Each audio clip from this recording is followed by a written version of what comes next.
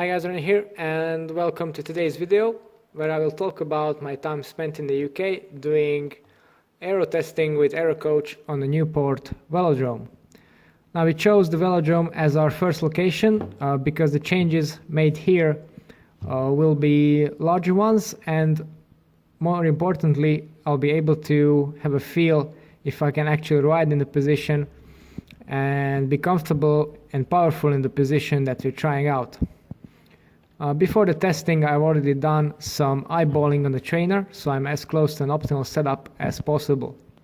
The session itself began with a short instruction where I was taught by Gary how to actually ride on the track.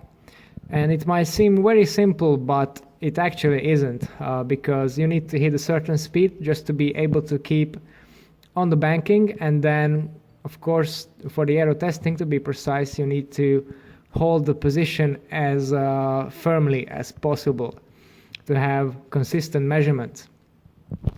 So after a couple of nervous laps, I was able to finally begin with the testing. And I have to say it's really good fun riding around in the velodrome, as my speed kept increasing and I was more and more confident. I found it easier to keep on the black line and do some high-speed runs. So you can see now my very first lap and attempt at conquering the velodrome. It went much easier afterwards. For the test, my bike was outfitted with a power tap rear disc for precise power measurement. We didn't use my own power meter because this one was hooked up to the Alpha track aero system, which made real-time calculations of my CDA and thus the aerodynamic drag I was experiencing on the track. People think that it's important to hold a stable speed and power output for these positions or these tests, but the position is much more important. Speed-wise, the system can compensate. So I was really just focused on keeping in the line I needed to go to and holding my position as steady as possible.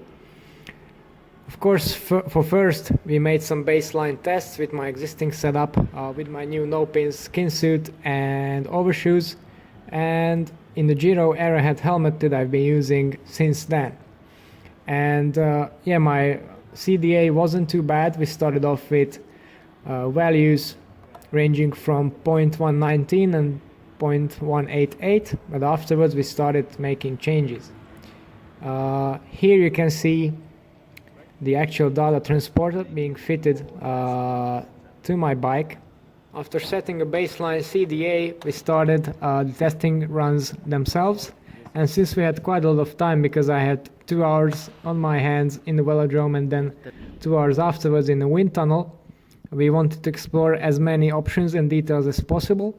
And the first big change we made were the helmets, because these, along with your head position, are crucial to achieving a low CDA. And we started off by, of course, my baseline, the Arrowhead, and went on to test 10 different kinds of time trial helmets, from short stubby ones to something as extreme as the Med Drone and the Cask Mistral, which were 2 of the best performers. And afterwards we selected the 3 best performing helmets and retested them just to make sure that the data is consistent, and also we need to make sure that the helmet I choose is not only fast, but I can also hold the position comfortably and keep my head low, because that's absolutely crucial for good aerodynamics.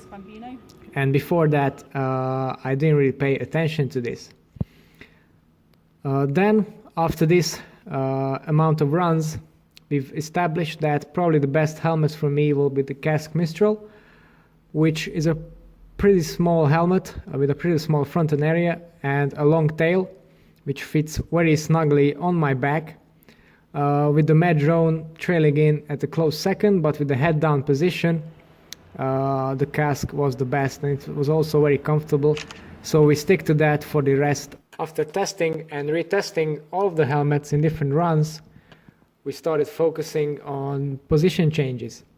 Now these are quite crucial, and particularly on my bike, because the speed concept is typical with the fact that if you have a forwards position on the bike, then it actually gets faster because it was designed for triathlon as its main purpose.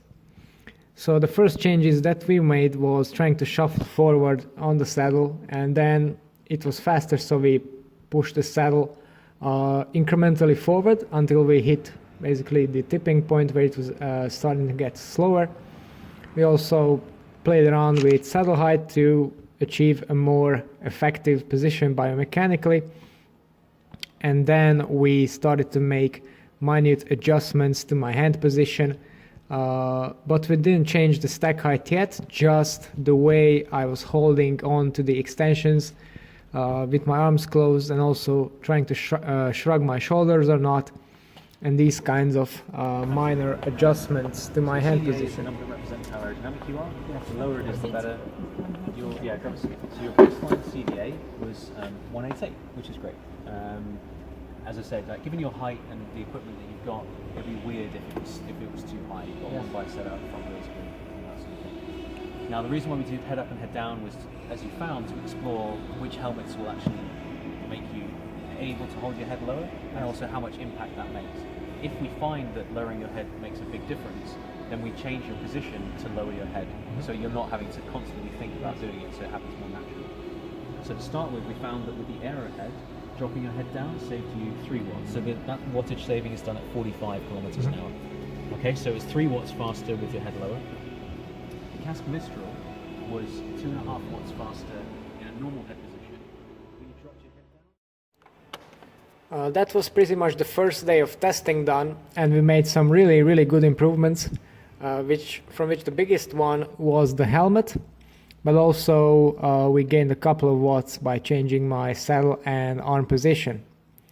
I have to say that this was one of my best experience on the bike so far regarding the riding in the velodrome, and while on the video it is not really giving back the speed, I was able to hold 50 km per hour relatively comfortably with this setup, so I think that's a good sign for the future.